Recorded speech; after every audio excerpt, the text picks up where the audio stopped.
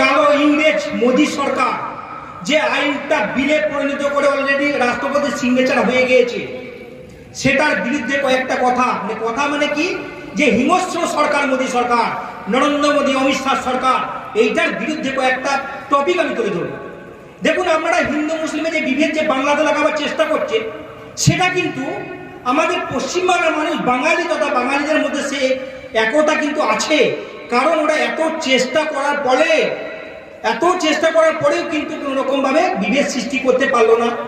আপনারা জানেন, ওরা দেশ জুড়ে যে ধরনের বিভেদ তৈরি করেছে সেটা বাংলার মানুষ মানল না। সেটা কিন্তু আমাদের প্রথম প্রমাণিত হয়েছে রাজ্যসভা লোকসভা থেকে। যদি বলি রাজ্যসভা লোকসভা থেকে কেন, কারণ ওখানে হিন্দু মুসলিম যারা রাজ্যসভাতে আমরা যাদেরকে পাঠিয়েছেন, লোকসভাতে যাদেরকে পাঠিয়েছেন, তারা কিন্তু হিন্দু মুসলিম, তারা কিন্তু সকলেই ভোট দিয়েছে। এবং শুধু মুসলিম নয়, যদি হিন্দুরা ভোট না দিত তাহলে ওয়াকফ বিল তো একদম সঙ্গে সঙ্গে ধরুন যে রাত্রি 12টার পরে যেটা করেছে সেটা কিন্তু হতো না। কারণ একটা প্রতিবাদের ঝড় উঠেছিল। এবং দেখুন, যে সকল এমপি ভোট দেয়নি, ওয়াকফ বিলের বিরুদ্ধে কথা বলেছে, যারা বাংলা তথা পুরো ভারতবর্ষ জুড়ে, তারা কিন্তু ভারতবর্ষের গদ্দার এবং দেশদ্রোহী হিসাবে ঘোষণা করা যেতে পারে তাদেরকে। কারণ এটা সংবিধানের উল্লঙ্ঘন করছে, সংবিধানকে শেষ করছে এবং মুসলিমদের অস্তিত্বকে কেড়ে নিতে চাইছে ওরা, এই মোদী অমিত শাহ। তবে একটা কথা বলি, আপনাদেরকে বারবার বলছি যে ওয়াকফ বিল যেটা ওরা পরিণত করেছে, ওটা অ্যাকচুয়ালি ভোটের মাধ্যমে হয়েছে এবং সংখ্যাগরিষ্ঠ বিজেপি আরএসএস এর চক্রান্তকারী সরকার, ভ্রষ্টাচারী সরকার, হিটলারি সরকার কিন্তু করেছে। সেই জন্য কিন্তু তারা বিল পাস করেছে এবং তারা রাতারাতি সবকিছু করেছে। জানেন, নোটবন্দি করেছিল, নোটবন্দিতে রাতে সবকিছু, ওদের রাতে হয়, কারণ দিনে কিছু করার সাহস ওদের নেই। কারণ ভারতবর্ষের মানুষ এখন সচেতন। আমরা 24-এর ইলেকশনে সেটা প্রমাণ পেয়েছেন। কিছু গদ্দার ভারতবর্ষের যে কিছু গদ্দার নেতা আছে, তারা কিন্তু তাদেরকে সাপোর্ট করে তাদেরকে আবার সরকারে বসেছে। তাদেরকে আমি ধিক্কার জানাই। আজকে আমাদের হিন্দু মুসলিমের বিভেদ করা ভারতবর্ষে যাবে না, কোনোদিন বাংলা তাদের কোনো মতেই যাবে না। আজকে একটা জিনিস দেখুন, আপনারা ভারতবর্ষের মধ্যে সবকিছু বিক্রি করে দিয়েছে। এরপরে দেখবেন রেল, এয়ারপোর্ট থেকে আরম্ভ করে সবকিছু বিক্রি করে দেশটা আজকে অসাতলে চলে গিয়েছে।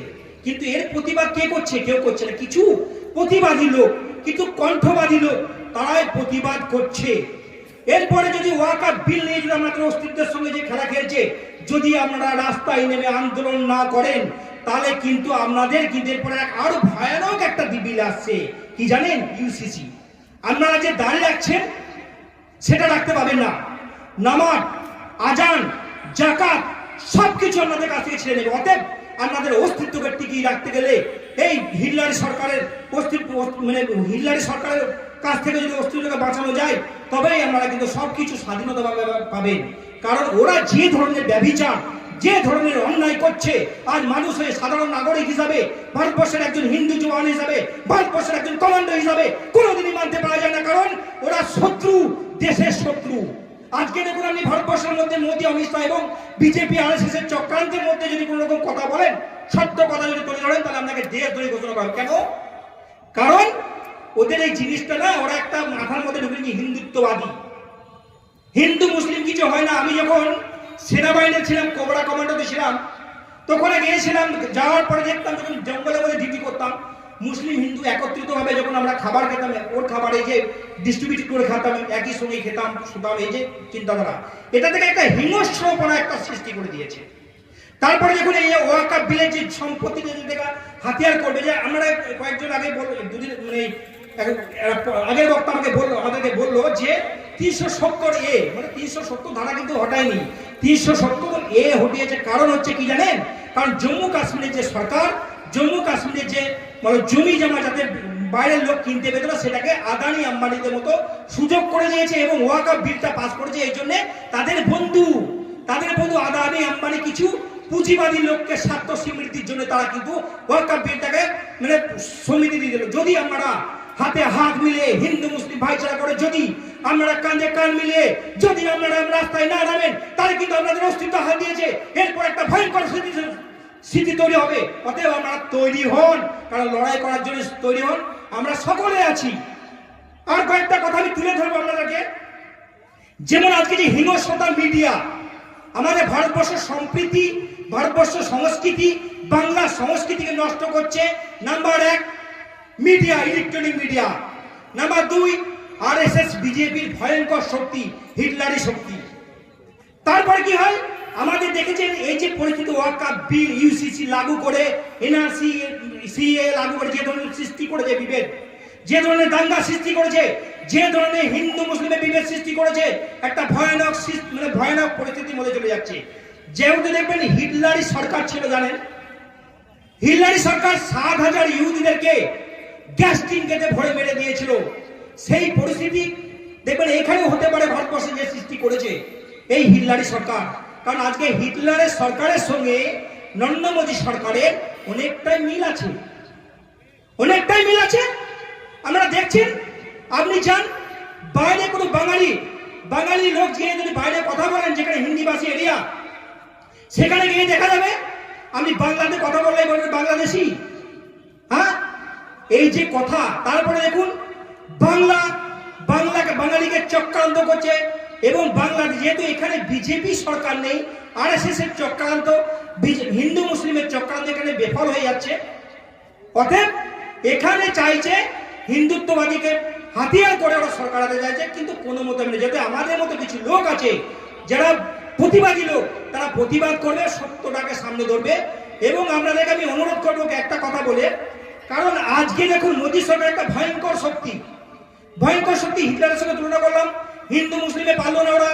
এরপরে দেখুন আজকে আরেকটা সত্য কথা আপনাদের সামনে তুলে ধরছি। পুলওয়ামা অ্যাটাক হয়েছিল জানেন 2019-এ। পুলওয়ামা অ্যাটাকে 44 জওয়ান শহীদ হয়েছে। শহীদ হওয়ার পরে তার কোনো ইনকোয়ারি হয়নি, সেটা একটা প্ল্যানিং সাজিশ ছিল। কারণ 2019-এ যখন ভারতবর্ষে যখন হিন্দু মুসলিমের যখন বিভেদ কাজ করলো না, রাম মন্দির যখন কাজ করলো না, তখন যখন অ্যাক্টিভিটি হলো না, তখন কি করলো জানেন, পুলওয়ামা অ্যাটাক করিয়ে 44 জওয়ানকে মেরে দিল।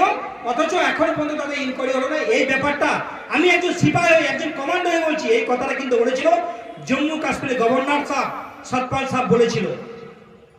কারণ সত্যটা কথা বলা যাবে, সত্য কথা বললে এক দেখবেন আমাদের বড় লেভেল আছে, যারা আমরা সাধারণ মানুষ, তো যারা আইএস আইপিএস অফিসার আছে, এবং যারা সিস্টেমের মধ্যে সিস্টেমটাকে চালায়, যদি মোদির বিরুদ্ধে কথা বলে, হিটলারি সরকারের বিরুদ্ধে কথা বলে, তাকে কি করবেন জানেন, ওদের বাপপত্তি সম্পত্তি মনে করে এনআইএ, সিবিআই, ইডি লাগিয়ে তাদেরকে শেষ করা যাবে। কারণ অন্যায়ের প্রতিবাদ করা যাবে না এই ভারতবর্ষে। অতএব আমাদেরকে হাতে হাত মিলিয়ে চলতে হবে, এবং যদি না চলেন হাতে হাত মিলিয়ে, যদি বিভেদ সৃষ্টি করে, তাহলে কিন্তু এই লড়াই জিতা যাবে না।